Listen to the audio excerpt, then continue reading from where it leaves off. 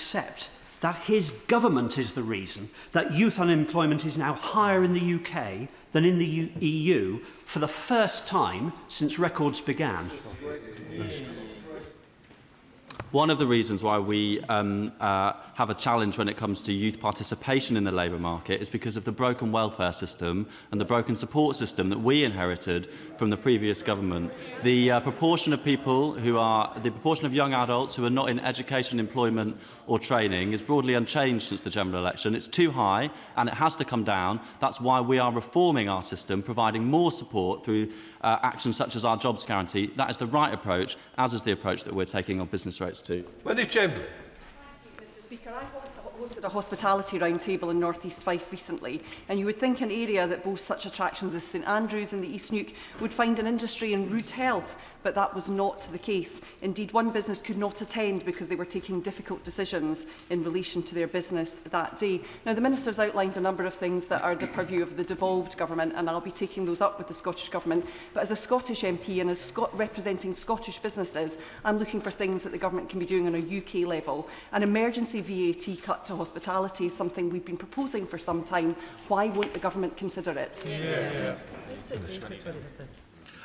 Business rates is a devolved matter, and the changes that we have announced, the support that we've put in, will have consequentials for funding for the Scottish Government. On VAT, it is a broad-based tax that does raise a significant amount of revenue for the Treasury, and that is important when it comes to making sure we can manage our public finances, bringing in the revenue to be able to get borrowing down, which is something that this government is doing and previous governments failed to do. And I would just mention on VAT, when the Liberal Democrats last had the chance, their choice was to put it up rather than cut it. Dr. Danny Chambers.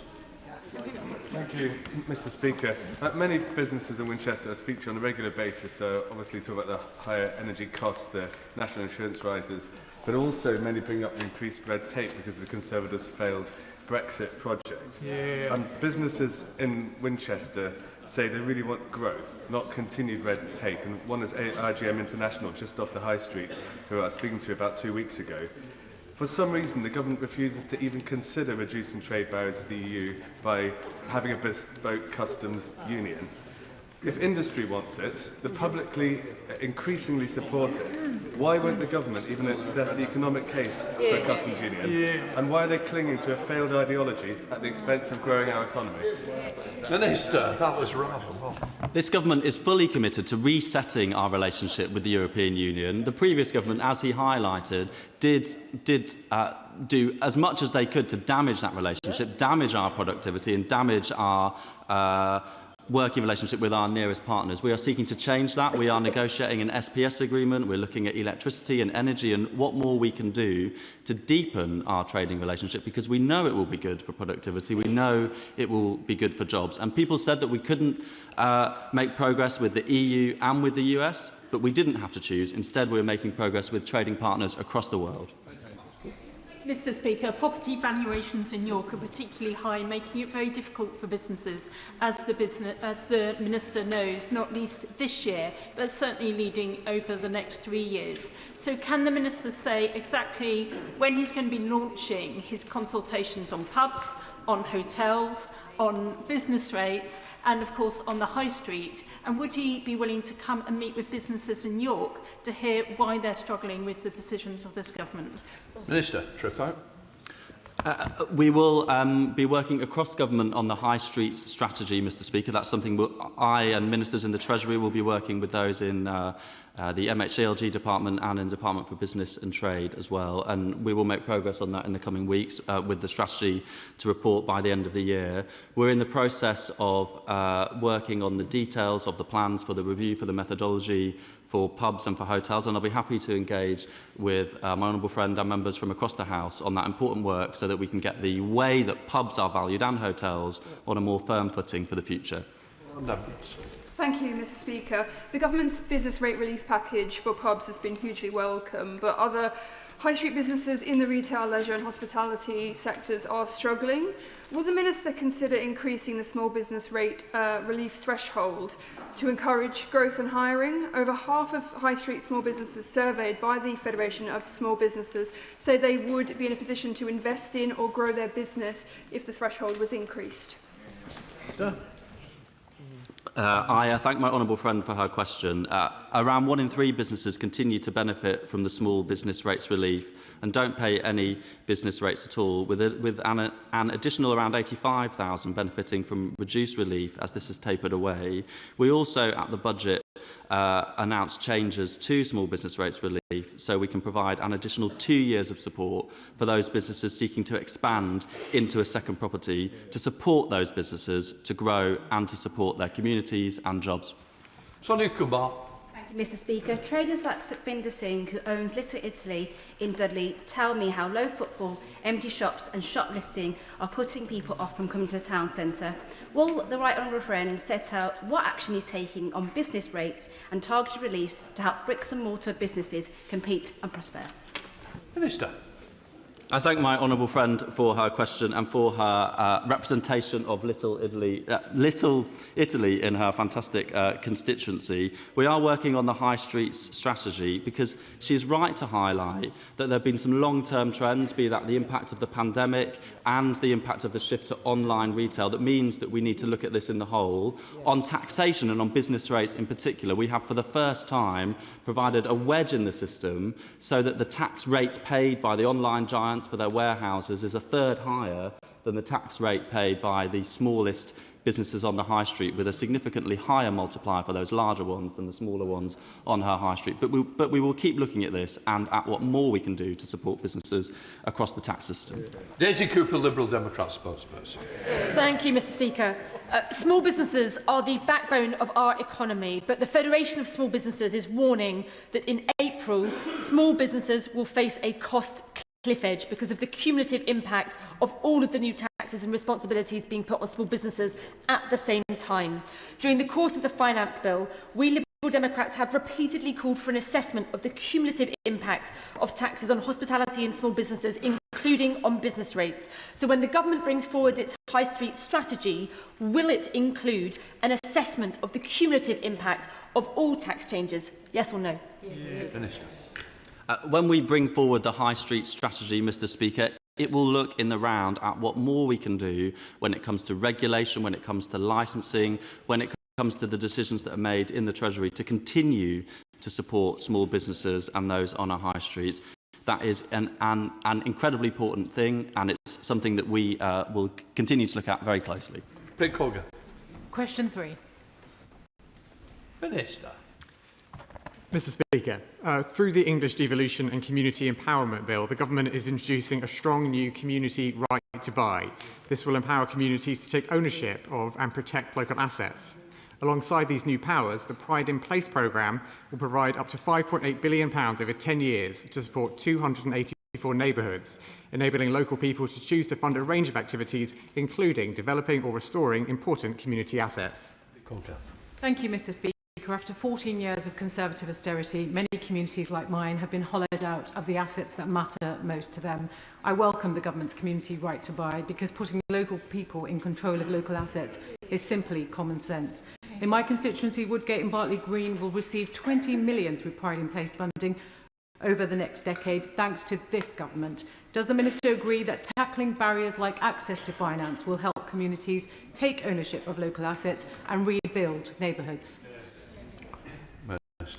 Mr. Speaker, my honourable friend is absolutely right that Pride in Place funding can of course be used for communities to take ownership of and support local assets, from youth centres to libraries and cultural venues. I'm very glad to hear that the funding will make such a positive difference to her constituents in Woodgate and Bartley Green, and I am proud that this Government is putting people in control of what happens in their local area.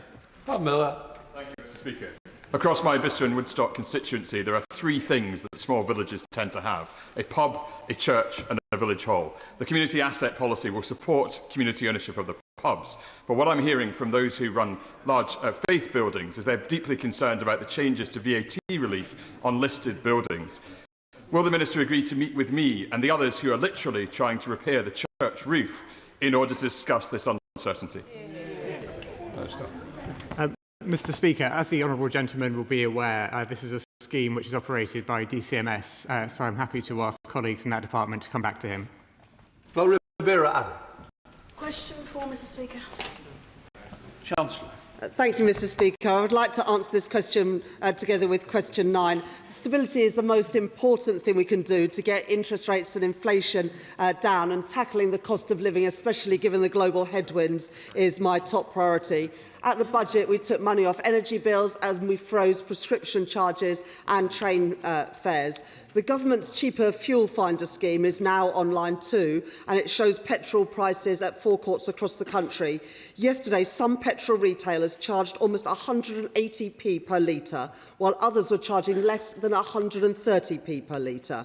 This government will not tolerate price gouging, and I will be meeting with petrol retailers this week to raise concerns to get prices down at the pumps for all of our constituents. Thank you, Mr. Speaker. The Trussell Trust's recent Hunger in the UK report highlights the startling reality of food insecurity, finding that rates are higher for private renters in receipt of housing benefit, either through local housing allowance or the housing element of universal credit. Private renters on the lowest incomes can't keep up with the rising cost of living, and this risks driving even more into hunger and homelessness if the freeze is maintained, because private renters receiving LHA will likely see an average shortfall of £243 a month. The government has taken meaningful steps towards tackling food insecurity, but will the Chancellor build on this by lifting the freeze on local housing allowance? Chancellor.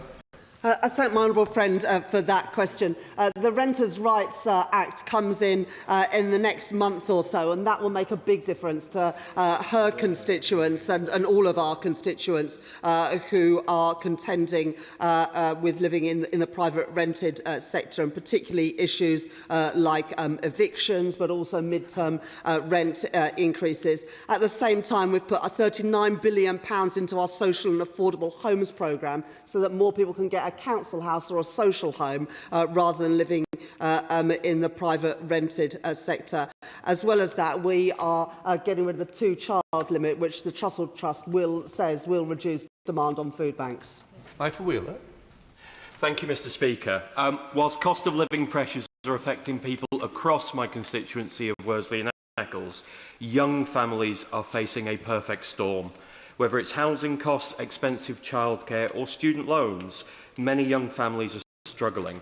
And research shows that the cost of living crisis is holding people back from even starting a family.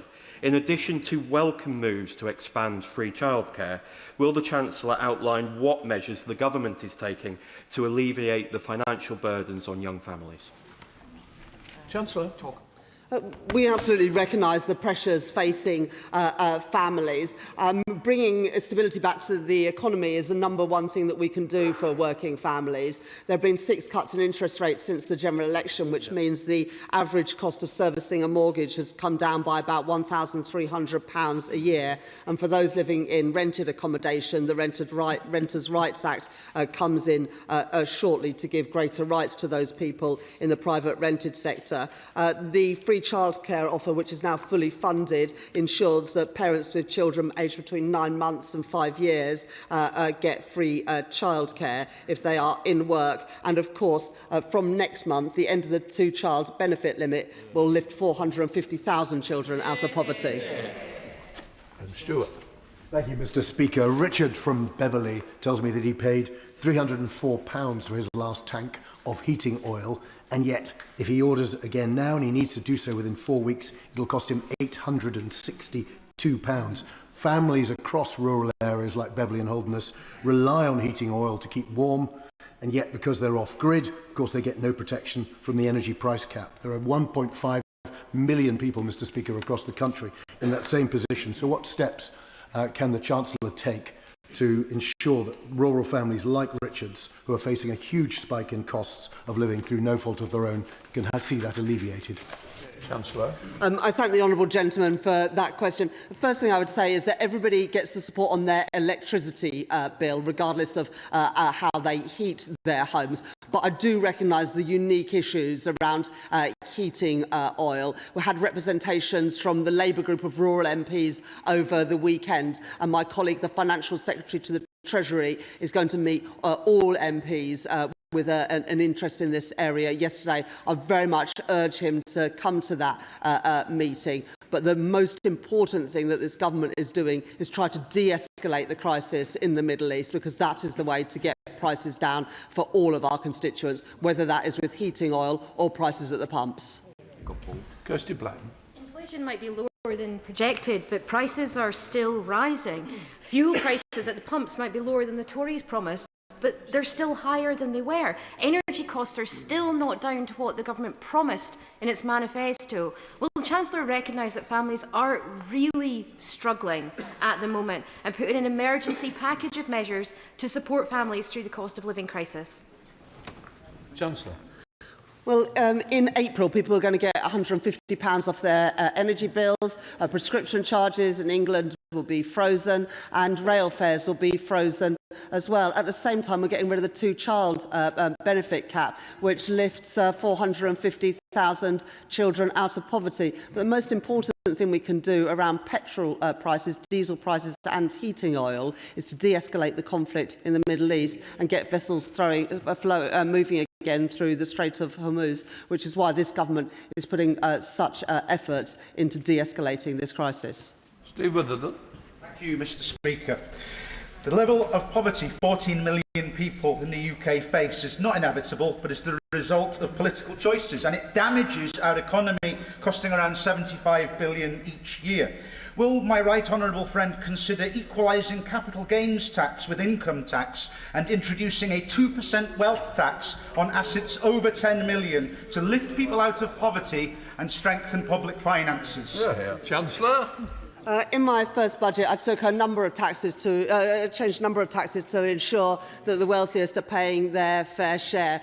We increased capital gains tax. We have reduced the number of tax loopholes, VAT and business rates on private schools, extending the energy profits levy, getting rid of the exemptions for private equity. And in the budget last year, I did more than any Chancellor has ever done to take children out of poverty, and in the course of this Parliament alone, more than 500,000 children will be lifted out of poverty. I'm proud to be the Chancellor that's delivered that.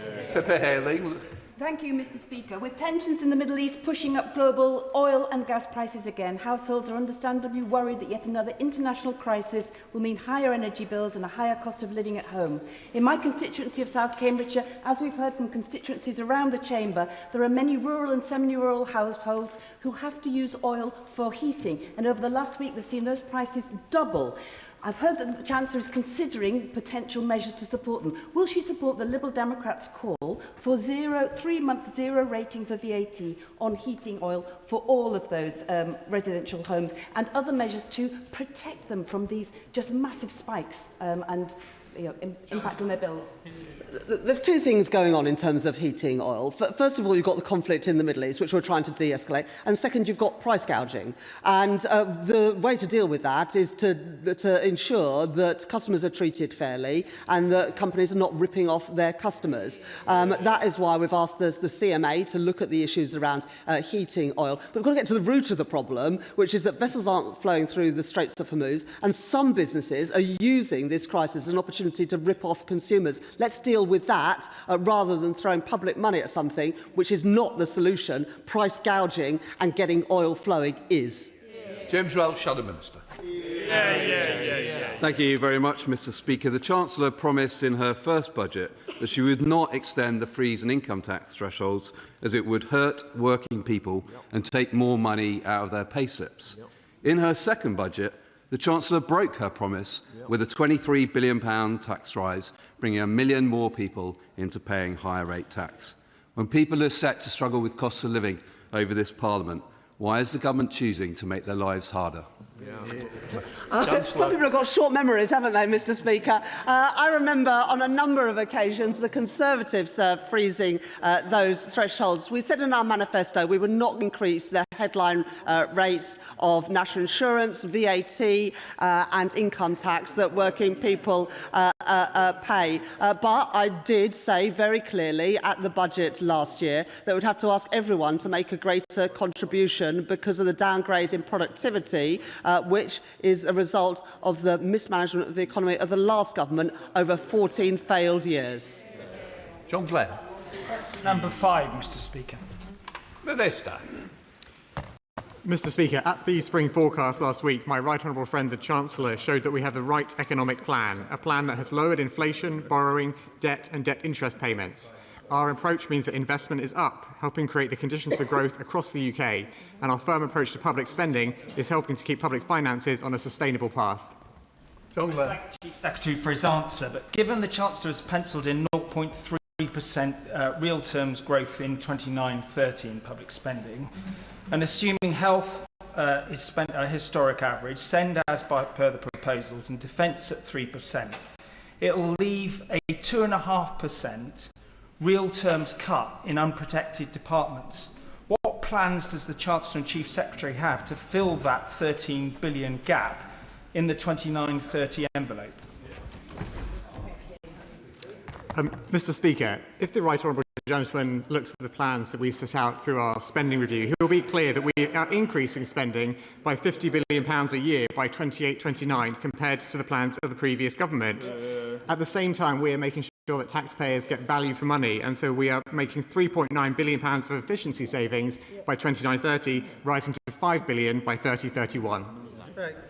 Richard Fuller, Thank you, Mr Speaker. Look, the government spending plans look very, very iffy. The minister has the chance of fitting in the Chancellor's fiscal rules if there is no further downgrade to economic growth, which seems unlikely, if the government has the backbone to rein in public spending and to increase taxes in the last years, which seems very unlikely, if the government does not have to step in with any significant energy support because no money has been set aside, and if the government can get £4.8 billion in salary sacrifice in 29-30 revenues, which the industry says is a pipe dream. So here's another if. If the minister's spending plans start to fall apart, will he prioritise cuts in public spending over tax increases? I'll give the right honourable gentleman an if. If he was honest and remembered his time in Liz Truss's government, he might not have the gall to make comments like that across the dispatch box. All members are honest. Please think about what you're saying. You can't individually attack a member for not being honest. They're all honourable members, as you well know. Honourable Minister.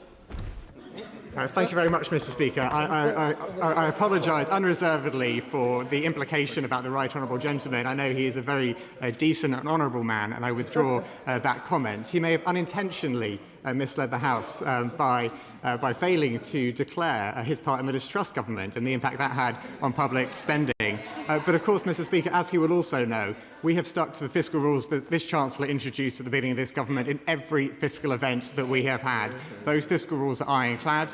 We have sustainable plans for public spending, and we are making sure we're managing the economy in a way that his party could only dream of. Catherine West. Very much, Mr Speaker. Question 7. Minister.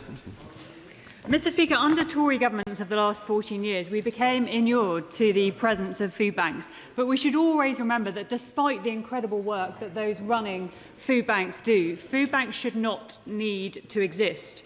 And this government is committed to ending mass dependence on food parcels. That's why we've expanded free school meals to all families receiving universal credit and removed the two-child limit, which will lift 450,000 children out of poverty and which, as the Chancellor referred to earlier, the Trussell Trust says will significantly reduce the number of families using food banks.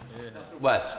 The Honourable Minister for her reply, and would she agree with me that everyone needs to play their part, including financial institutions, in helping families and households at this critical juncture, including, for example, the mutual sector, which often outperforms the private banking sector in terms of access to finance and branch closure issues? Mr Speaker, I'm grateful to my honourable friend for her question. As she knows, we're a very strong supporter indeed of the mutual sector for exactly the reasons that she highlights. And as part of our financial inclusion strategy, we're backing the sector with initiatives such as the new £30 million Credit Union Transformation Fund and reforms to the Common Bond, which I'm looking forward to bringing forward shortly.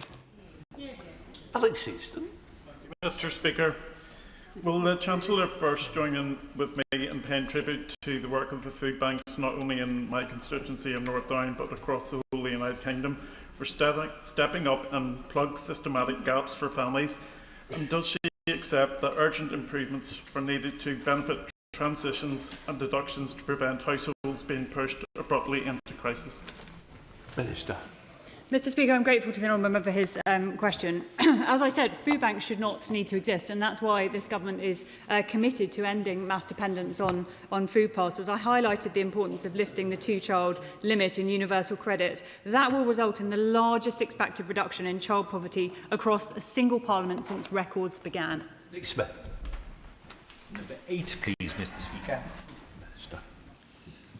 Thank you, Mr Speaker, and I thank my honourable friend for his question. Payments for both the basic and the new state pension will increase by 4.8% in April in just a few weeks' time, boosting pensioners' incomes by up to £575 a year. The yearly amount of the full new state pension is projected to go up by around £2,100 over this Parliament, reflecting this government's commitment to the triple lock for its duration.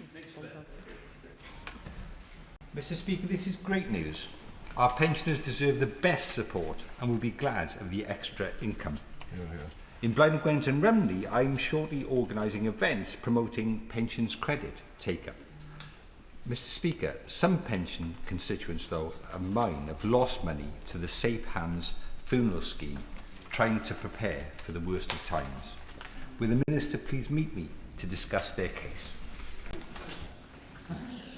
Well, I should thank my honourable friend on both counts. One, because I'm glad to hear that he is again, as he did last year, organising events to drive up take-up of pension credit, and I know that members on both sides of this House will be doing that throughout the year. Directly on the question he raises about the failure of Safe Hands, he's a powerful advocate again for his constituents. My honourable friend will know that the Serious Fraud Office have recently announced 2 individuals have been charged in relation to this case, and there are live criminal proceedings ongoing. But I know my honourable friend, the Economic Secretary, who is responsible for this matter, is always happy to meet with him. We're Habas. Thank you, Mr Speaker. Nearly 500,000 pensioners living abroad will miss out on the state pension increase because we do not have reciprocal agreements with countries such as Canada and Australia. Several former Bath constituents have raised this with me. What discussions has he had with departmental colleagues to rectify this injustice? Minister. Well, I thank the honourable member for her question. She'll know that this is a matter of long-standing government policy, that the uprating of pensions are prioritised for those residents in the UK, not least because the uprating levels reflect the path of earnings and prices in the UK. She'll know that under the Liberal Democrat Conservative coalition government, that was the government's policy, and it remains the case today. Thank you very much, Mr Speaker. Thanks to this government's policies on pensions that actively disincentivise saving into private pension schemes, people will increasingly rely on the support of the state. This is not sustainable. So I asked the Minister yesterday, Mr Speaker, and he dodged the question, so I will ask him the question again. Will the government cancel pension fund mandation, and will the government abandon salary sacrifice caps? Yes or no? Well, this government set out its policy, but directly on the question of salary sacrifice that he raises, I would just say to the honourable member that any responsible government should be looking at the effectiveness of all tax release. Salary sacrifice for pensions, if it had not been reformed, the cost of it would have risen to £8 billion over the course of this Parliament. That is the cost of the entire Royal Air Force. And if the party opposite wants to be treated like a serious party, committed to fiscal discipline as it claims to be, it's time to grow up. From bench. Sorry, 10, I think. 10. Sorry, Mr Speaker. The government recognises the important contribution hospitality businesses make to communities across the UK, including in Northern Ireland. Reduced VAT rates or applying different VAT rates within the UK would add complexity, Mr Speaker, and come at a significant cost to the Exchequer.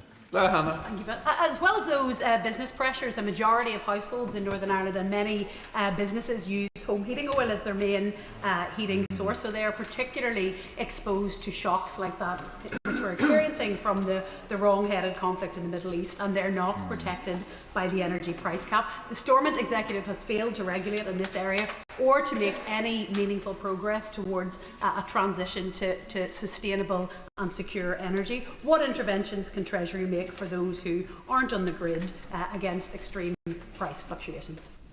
Minister.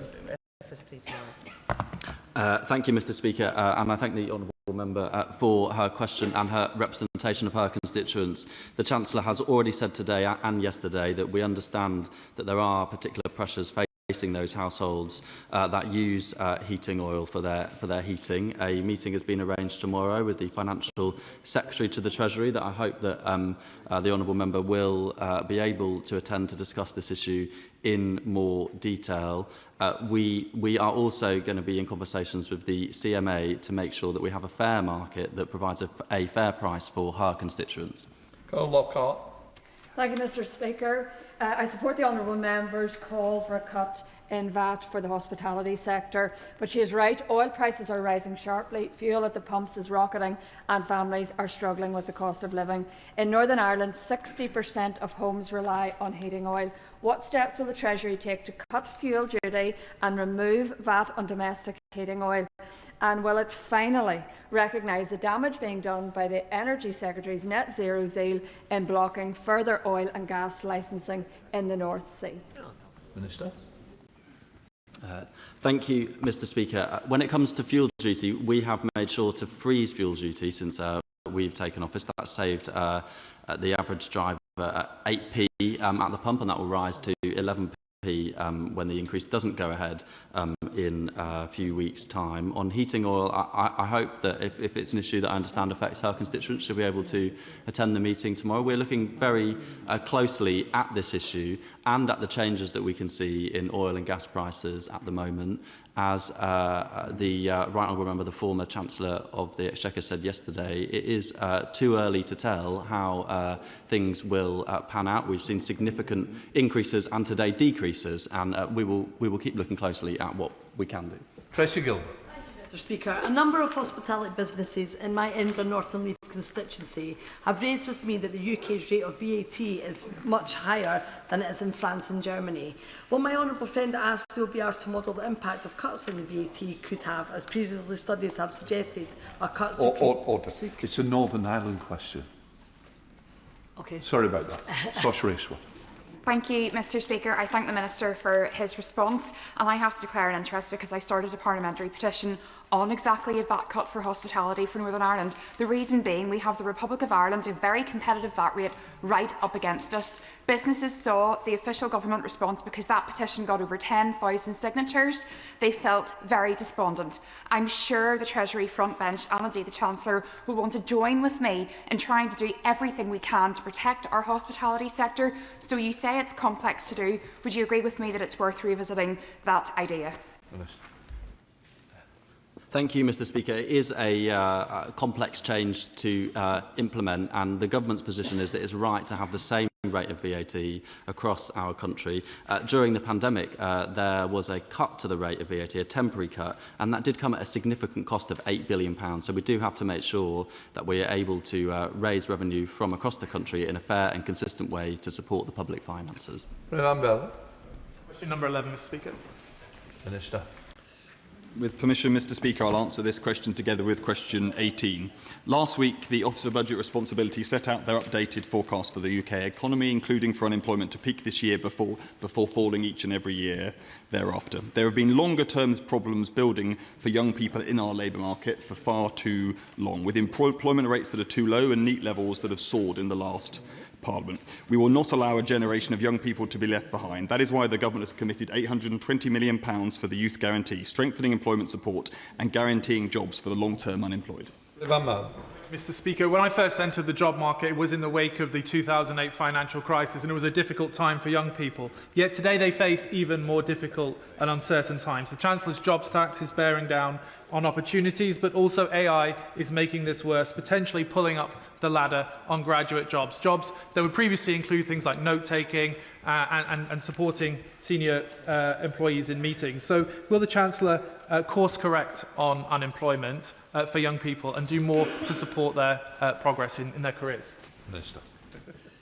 Well, I thank the honourable member for his question. Actually, his phrasing of it is very telling about the challenges that we all do face in our labour market, because while we've seen more jobs created over the last year, there is this longer-term challenge with youth unemployment. And if we look at the last government, we never saw youth employment rates recover to the levels seen under the last Labour government after the financial crisis, given the exact experience he's talked about himself. So it is important we grapple with this long-term challenge. There's then a newer challenge on the huge increase in NEET rates that we saw under the last Parliament specifically. So on both of those, we absolutely do need to focus on it. That's why we're setting about focusing apprenticeship funding on young people in particular. It's why we're introducing the youth guarantee, and it's why we've got the independent review led by Alan Milburn to focus on the root causes of some of these challenges. Matthew. Thank you, Mr. Speaker. The government's changes to employer national insurance contributions has made it more expensive for employers to take on staff, particularly in the hospitality sector that employs a high proportion of young people and part-time workers. Does the Minister agree that these changes have made it more difficult for young people in Melksham and Devizes and across the country to get a foot on the career ladder and get their working lives started? Thank you. Minister. Well, I think all of us recognise that our hospitality and retail sectors have been having a difficult time in recent years. In the case of retail, that goes back before the pandemic with the growth of online shopping, and the squeeze on energy costs in the outrun of the pandemic has squeezed how much people are spending out in hospitality. Specific on the question he raises about national insurance, I mean, I'm sure the honourable member is aware that those under the age of 21 and youth apprenticeships are exempt from national insurance entirely, and I would just gently point out that the pattern we see in the labour market for youth employment long predates any change to national insurance last year. Select Committee, Den Benkadir. Thank you, Mr. Speaker. Mr. Speaker, I'm glad that the government is introducing things like the youth guarantee and working on those who are not in education, employment or training. But as the Honourable Member for Henley and Tame highlighted, AI is also an increasing concern. When I've spoken to businesses, they're concerned about the number of people they won't be employing in the future.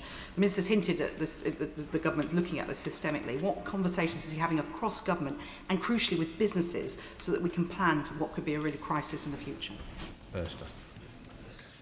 Well, I thank the honourable friend for her question. She's been rightly raising this issue for some time, actually predating the election. To take two parts of her question in turn, directly on the question of the impact of AI, this is a question being looked at across countries. There is a unit inside the government looking at exactly that, but more importantly, on the crisis happening now to some young people who are not able to get the job opportunities we all want them to have and haven't been now for some time, we will be coming forward with further measures to strengthen that youth guarantee that she's rightly mentioned. This is a really important measure to increase the employment support available to our young people and to make sure that a job guarantee is there for those that are long-term unemployed.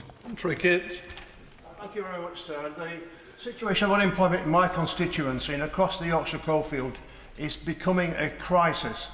There are 1,980 people out of work in my constituency, 70 jobs, 70 vacancies, so almost 30 people unemployed pursuing every single job. Now, no Labour minister will ever say employment is a price worth paying, but will the minister say to the House that he will equally prioritise both tackling unemployment as well as reassuring the bond markets?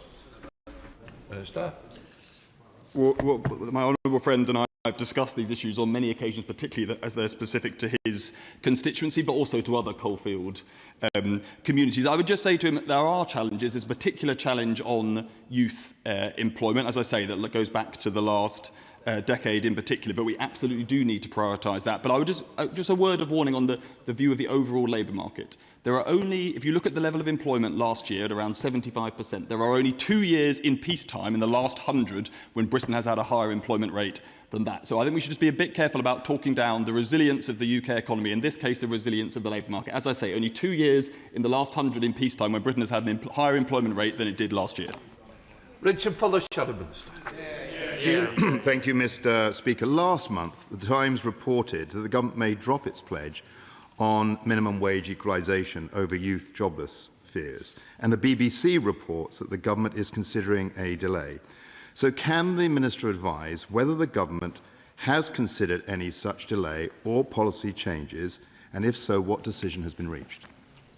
Minister.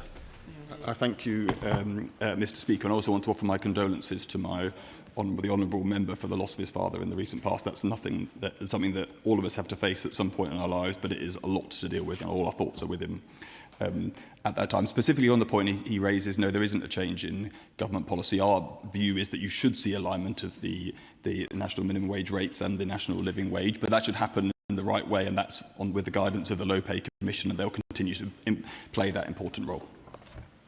Right, we come to topicals. Daniel Francis. Topical number 1, Mr. Speaker. Chancellor of the Exchequer. Thank you, Mr. Speaker. The conflict in the Middle East affects all of us, and I understand the anxiety felt by families and businesses. Rapid de-escalation in the Middle East is the best way to protect businesses and working people from rising costs. That's why I continue to work closely with G7 colleagues to call for immediate de-escalation and to guarantee the security of vessels moving through the Strait of Hormuz. I'm clear-eyed about the situation we face. I'll be both responsive to a changing world and also responsible in the national interest to protect public finances and to help families and businesses with the cost of living. Thank you, Mr. Speaker. Can I thank my right honourable friend for her comments and support and echo what she said about the situation in the Middle East. The charity Shelter has long campaigned for people with no fixed address to access bank accounts, including without ID. Which groups of people might benefit from the most from leadership shown by the Labour government and from banks on this issue? Chancellor. I thank my honourable friend for that question, and I also want to pay tribute to my honourable friend, the Economic Secretary to the Treasury, for all of the excellent work that she's done to take this agenda forward. Lack of a bank account does make it harder for people to secure stable employment and indeed stable housing. That's why our financial inclusion strategy secured a commitment from the major banks to work with Shelter directly to make it easier for people without standard ID to access a bank account. And this partnership with Shelter will particularly help to break the cycle of homelessness and support people to rebuild their lives, as we all want to see. Shall the Chancellor Simel Stride? Thank you, Mr. Speaker. Mr. Speaker, for every single year of the last Conservative government, we froze fuel duty, and we did that to stand up for hard-working families. So could I ask the Right Honourable Lady, given that petrol is surging at the pumps, why has she chosen now to put up fuel duty? Chancellor. Thank you, Mr. Speaker. Well, as the Right Honourable Gentleman knows, the plans that we inherited from the previous government saw fuel duty due to go up just a few months after the general election. We didn't think that that was the right approach, and so we reversed the Conservative plans that we inherited to freeze fuel duty and to keep in the 5p discount introduced during the pandemic. In April this year, under the plans I inherited, of course, fuel duty would have gone up again. We don't think that is the right thing to do. And so, in a staggered approach from the autumn this year, the 5p cut introduced during the pandemic will begin to be unwound. But at the same time, we've just introduced the cheaper fuel finder. The cheaper fuel finder showed yesterday the divergence in prices paid by customers at petrol forecourts. Some people paid 130p a litre yesterday, some people paid 180p per litre. So it is really, really important that people use that cheaper fuel finder to shop around. And I'll be meeting petrol retailers later this week to make the case very clear that we won't accept price gouging. Melstrand. Speaker, given the rapidly rising cost of oil and gas, why does the Right Honourable Lady believe that it is better to import it than to extract it from the North Sea?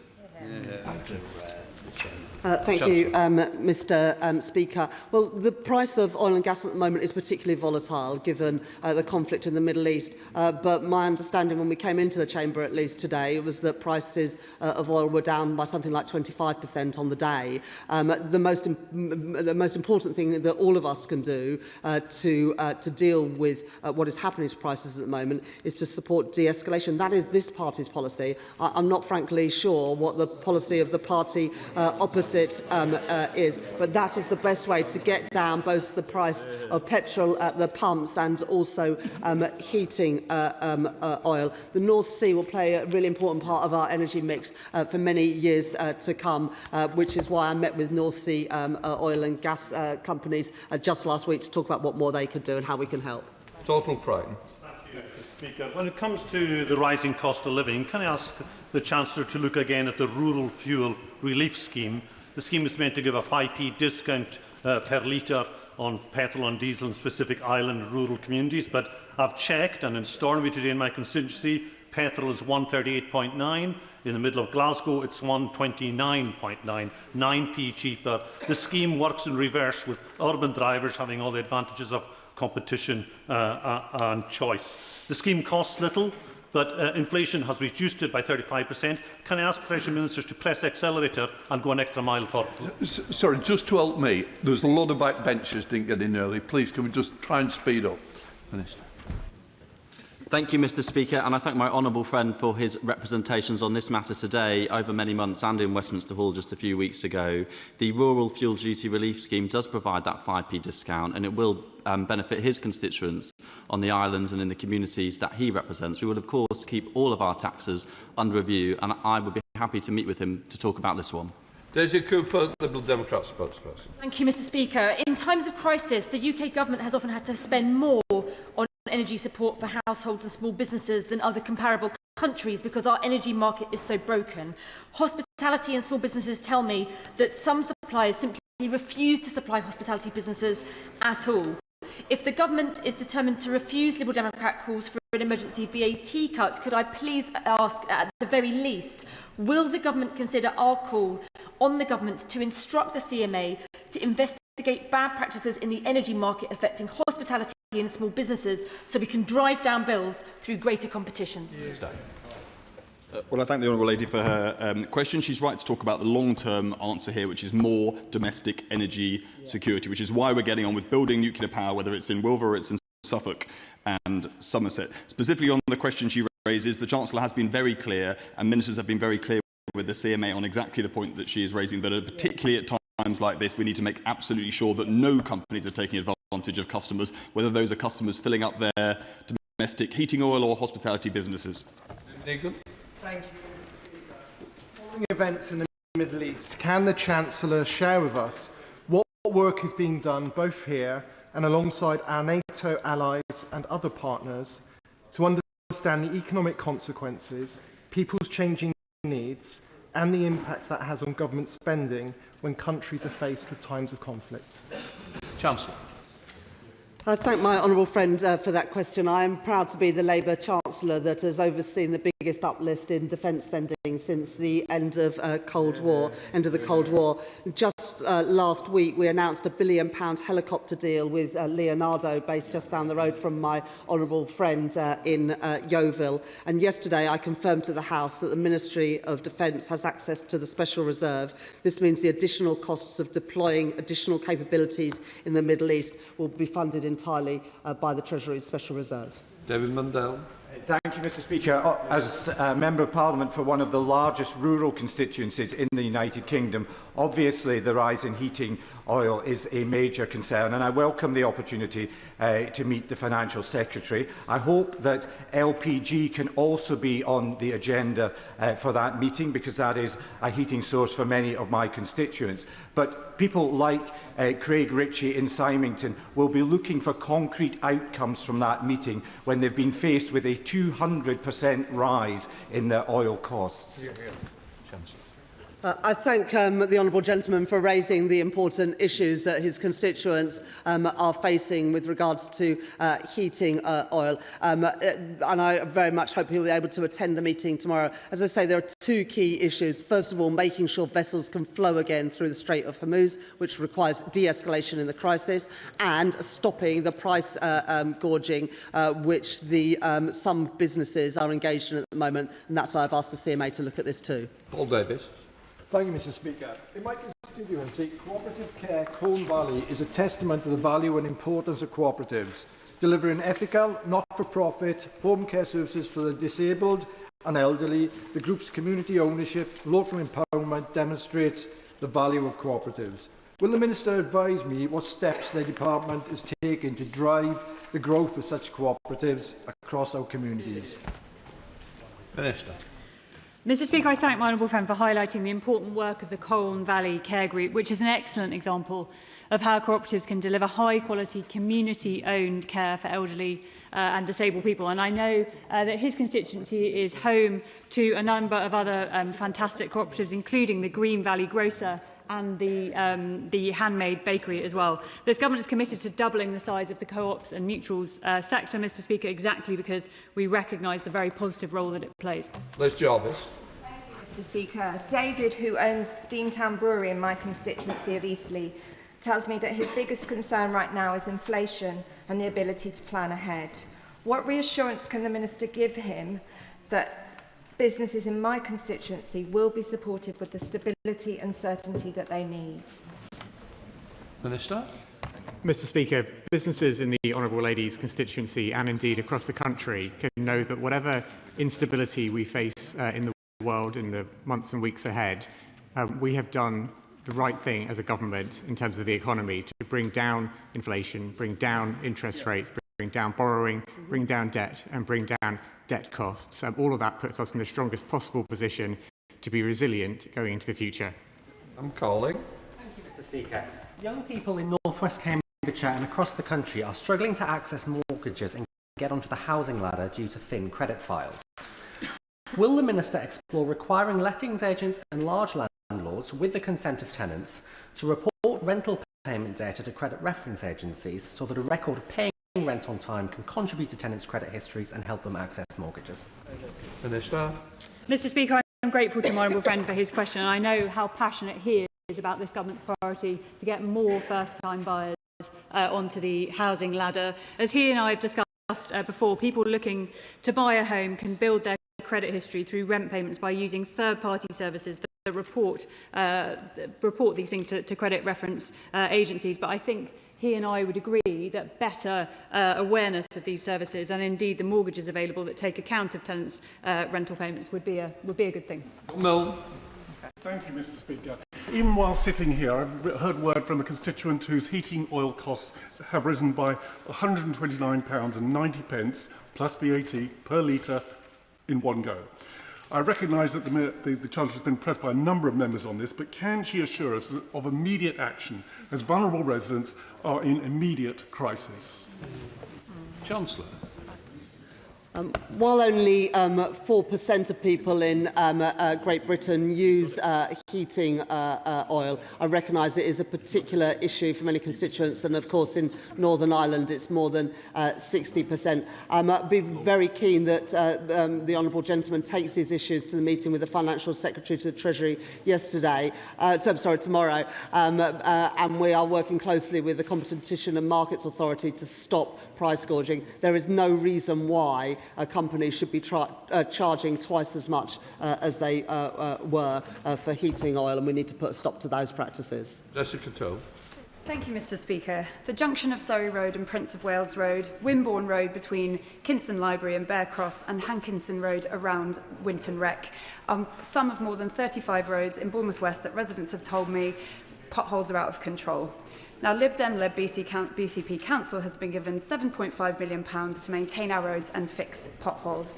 I'll be writing to them later today, but in the meantime, will the Chancellor join me in urging BCP to act and get its act together and finally fix our roads? Mr Speaker, as my honourable friend makes clear, we need to make sure our extra funding for local roads maintenance is spent effectively and local residents are able to hold councils like Bournemouth, Christchurch and Poole to account. I know that the Liberal Democrats have typically not been shy of putting potholes on their leaflets. Now is their time to deliver. Chancellor said that she would be meeting the North Sea oil industry to see how they can help. The proper question is how she can help them, isn't it? Yes, exactly. Alongside the budget last year, we published the new North Sea oil and gas strategy, allowing things, for example, like tiebacks to make use of existing fields more. Of course, the previous government brought in the energy profits levy when the profits of the energy companies went through the roof after Russia's invasion of Ukraine. That is still in place so that when prices are high, we can bring the money in to help people with their bills. Lord Hampton. Mr. Speaker, I welcome the Chancellor of the Exchequer's work to get the Leonardo helicopters contract over the line. That will help protect defence jobs right across Dorset, Somerset and the wider South West. Will the Treasury and Ministers continue to work with the MOD to secure and invest in the defence sector in Dorset and across the West Country? Chancellor. Thank you to my honourable friend about what he said about the Leonardo contract at Yeovil, which of course supports many thousands of jobs in both Somerset and indeed in Dorset. I'm proud to be the Chancellor that oversaw the biggest uplift in defence spending since the end of the Cold War, which is what enabled us to be able to support this investment and many others as well. Thank you, Mr. Speaker. The £100,000 tax trap means that some residents are paying 71% marginal rates if they have a student loan. And that is one of the reasons why salary sacrifice is so popular. Yet those people want to use the money in the economy now. What is the Chancellor doing to address the tax trap at £100,000? Minister. Well, I thank my honourable member for his second question, his enthusiastic volume of questions today. Look, what this government does is balance the needs of public services with the tax revenues to sustain them. And I would just gently point out that day in, day out, Liberal Democrat members come to this House and they call for more spending. We've heard that today. And then they oppose every single tax rise or tax change required to make that happen. That is not what serious politics looks like. We do need to take tax very, very seriously, but it's time for some serious politics from the party opposite. Lynn Darlington. Thank you, Mr. Speaker. The loan charge was a scandal that affected tens of thousands of people across this country. At the last budget, government put forward changes. Some of those people affected were on very low pay. They weren't given a choice by their employers. Can the Minister please tell us what assessment he has made of how that will impact those people at the lowest end, including social care workers across this country? Minister. I thank my honourable friend for the question and for the representation that she has provided for her constituents and many who've been affected by the loan charge across the country and her work on the APPG. At the budget, we made the decision, Mr. Speaker, to write off £5,000 from everyone's liability who's been affected by the loan charge, which will mean that around a third of those who have been affected will have their liabilities written off entirely. And I look forward to continue to engage with her and members from across the House on this important issue. Thank you, Mr. Speaker. Following on from that last question, the APPG for the Loan Charge and Taxpayer Fairness, which I co-chair, wrote to ministers on the 1st of July, the 22nd of September and the 25th of November last year, with particular questions about the 2005 preferential deal with the large banks. Does the Minister feel it's acceptable that we haven't had a reply to those letters, and when will we get one? Minister. Mr. Speaker, the letters that were sent in will be receiving a reply very shortly. A decision was made that in the run-up to the announcement of the independent loan charge review, that it would not be appropriate for the government to be setting out in detail its views on a live issue that an independent reviewer was looking at in detail. That review was published alongside the budget, and I apologise that the response hasn't come in the week since. It will be with him and the APPG very shortly. Chris Webb. Thank you, Mr. Speaker. 2 weeks ago, I held an emergency cost of living summit in Blackpool after record numbers of families, particularly single mums, contacted us in food crisis. They couldn't access the discretionary fund that the council holds. So can the Minister outline how the new Crisis and Resilience Fund will be there for families in my constituency who need support, especially over that weekend? Mr. Speaker, I thank my honourable friend for his question. He's right to point to the Crisis and Resilience Fund as being an important lifeline for families across this country. We work with local authorities to make sure that gets to the front line, because local councils are best able to understand where the most acute pressures are in their local area. But I would be happy to discuss this with him after. Mr. Speaker, heat batteries are the only MCS certified clean heat technology excluded from VAT relief under the energy-saving materials framework, penalising smaller homes and lower-income households who cannot accommodate a heat pump. Will the Chancellor commit to removing this anomaly and meet me and representatives of the UK heat battery industry to discuss it? Mr. Speaker, the government regularly assesses whether to add energy-saving materials, including heat batteries, to the current VAT relief that is set to continue till March 2027.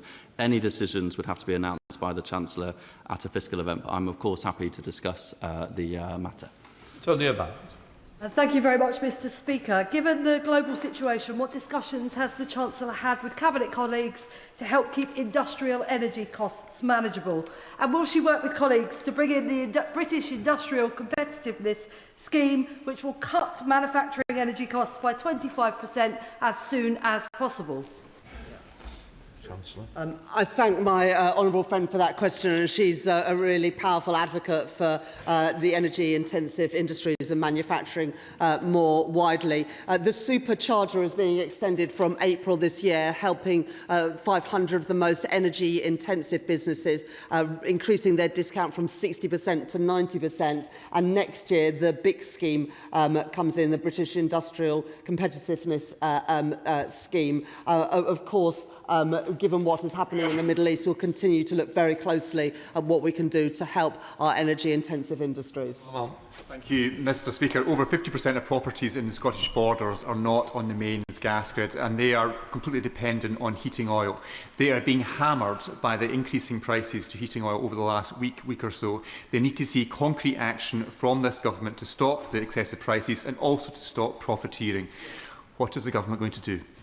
Chancellor. I absolutely agree with the honourable gentleman. We are trying to de-escalate the conflict in the Middle East, because if we can get those vessels moving again through the Strait of Hormuz, we will deal with a lot of these problems. And so I'm working closely with both Lloyd's of London, who I met yesterday, and also with my G7 colleagues to ensure that those vessels can get moving again. At the same time, I think that everybody has heard the stories, both in this chamber and from our constituents, about the problems of price gorging, and we've got to address this. I've asked the CMA to look at it, and also in more detail, members from all across the House will have a chance tomorrow to set out these cases to the Financial Secretary of Treasury, so we have all the information. Thank you very much, Mr. Speaker. My constituents in Newcastle and I are sick and tired of poor quality and dangerous roads. The County Council has the resources from this government and must stop missing in action. So what message does my honourable friend the Minister have for Staffordshire County Council? Minister. My honourable friend is absolutely right that we need councils across the country to use the extra funding that the government has made available for local road maintenance to fill those potholes. Local councils will have to publish their data online, and so local people will be able to monitor through a traffic light system available on gov.uk how their council is performing. Thank you, Mr. Speaker. Every year the UK loses £33.4 billion in tax revenue as multinational corporations and the super-rich choose tax havens over tax payments. But the UN Tax Convention has the potential to solve this problem. So will the Minister show leadership, not ambivalence, and commit to securing an ambitious UN Tax Convention in this Parliament? Minister. Thank you, Mr. Speaker. I'm always happy to show leadership, and on this issue, this government, and actually, may I say, previous governments, have worked hard with international partners, both in the OECD and in the UN, to seek to do all we can to reduce the tax avoidance and evasion that takes place from multinational companies. We continue to work with our partners here in the UK and abroad to make sure that we can clamp down on the tax that is dodged. Thank you, Mr. Speaker. My constituent in Rochdale, Louise Marshall, wrote to me this weekend because she's worried sick about the massive price rise she's facing for heating oil. Can the Chancellor assure me, notwithstanding the meeting we're all going to have with the Financial Secretary, can she reassure me that we can be absolutely crystal clear that under this government we won't tolerate price gouging or war profiteering from oil companies that try and rip off their customers? Chancellor. I absolutely agree with my honourable friend. The price gouging that we're seeing is totally unacceptable, which is why we have already asked the CMA to look at this. Whether it is petrol at the pumps or heating oil, there is no excuse for any business to use this as an opportunity to rip off customers. Jeremy Hunt. Thank you, Mr. Speaker. One of the things that makes our economy less resilient is high levels of debt. And the Chancellor and I both followed fiscal rules that allowed us to claim that debt was falling, when in fact it continued to rise, both in absolute terms and as a proportion of GDP.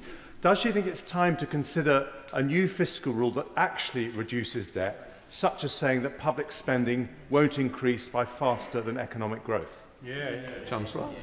Thank the right honourable gentleman for that question. In the forecast that I published last week, it shows that debt is lower in every year of the forecast compared to what I inherited, compared to the plans that I set out in the budget just back in November. The fiscal rules that I introduced in the October after I became Chancellor said, first of all, that we have to balance day-to-day spending with tax receipts. That's important, but that subject to getting debt down as a share of GDP, we could invest in the things that can actually grow the economy, because he and I both know that growth is the best way to ensure that our public finances are sustainable and we improve living standards for working people.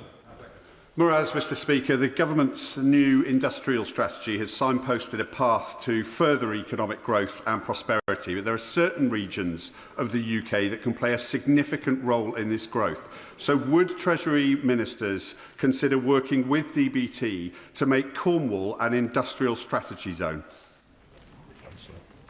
I thank my honourable friend for that question. And in the budget last year, we introduced the Kerno Growth Fund to support the Cornish economy because of the specific strengths around critical minerals, defence and also clean energy. The National Wealth Fund and the wider government will do everything we can to unlock those huge opportunities that we know exist in Cornwall. Final question on it. Dr. Elliott.